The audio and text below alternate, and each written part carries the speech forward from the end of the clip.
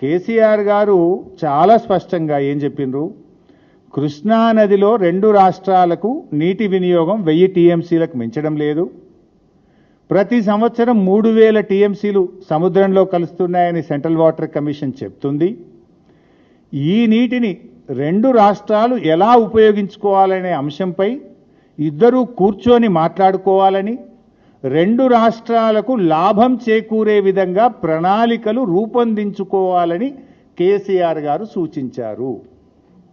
ఇద్దరూ కూర్చొని మాట్లాడుకోవాలని, 2 రాష్ట్రాలకు మేలు జరిగే విధంగా ప్రణాళికలు రూపొందించుకోవాలని కేసీఆర్ సూచించారు. What Revanth Reddy says yesterday? అసలు ఇక్కడనే 1000 టీఎంసీలు బంకచెర్ల కేసీఆర్ ఇచ్చేసిండు, 3000 టీఎంసీలు అనే బ్రహ్మ పదార్థం ఎక్కడి నుంచి వచ్చిందని మాట్లాడతారు.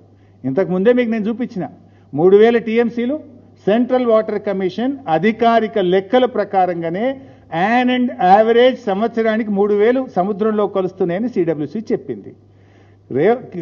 ఆ రోజు అపెక్స్ కౌన్సిల్లో కేసీఆర్ గారు కృష్ణానది మీద మన వాడకం 1000 టీఎంసీలు మించడం లేదు, 3000 టీఎంసీలు సముద్రంలో కలుస్తున్నాయి కనుక 2 రాష్ట్రాలు కూర్చొని మాట్లాడుకొని ఇరు రాష్ట్రాలకు ఉపయోగపడే విధంగా ప్రణాళికలు రూపొందించుకుంటే మంచిగా ఉంటుంది అని ఆయన మాట్లాడారు. దాంట్లోనే నెక్స్ట్ ఇంకో మాట కూడా చెప్పారు.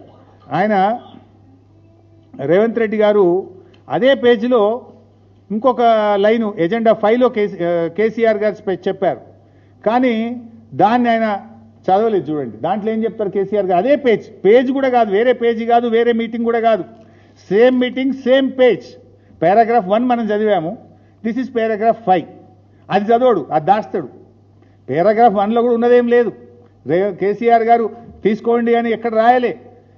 మన అవసరాలు ఉన్నాయి, 2 రాష్ట్రాలు మాట్లాడుకోవాలి, ఇద్దరికి ఉపయోగపడే విధంగా కూర్చొని మాట్లాడుకొని చర్చించాలి అన్నాడు. అంతే, తీసుకోమని అన్నాడు ఎక్కడన్నా?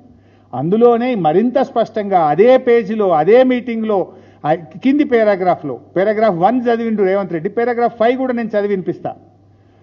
Raised objection over the expert committee constituted by Government of India to address the issue of diversion of water from Godavari to Krishna River between the 2 states without prior consultation of Telangana, and pointed out conflict of interest with respect to some members. He requested for reconciliation of committee as already requested. ఇందులో చాలా స్పష్టంగా గోదావరి కృష్ణా నదుల అనుసంధానం విషయంలో తెలంగాణను సంప్రదించకుండా ఎట్టి పరిస్థితుల్లో ముందుకు పోకూడదని, ఒకవేళ వెళ్తే తెలంగాణ అందుకు అంగీకరించదు అని స్పష్టంగా చెప్పారు. అంటే మా అనుమతి లేకుండా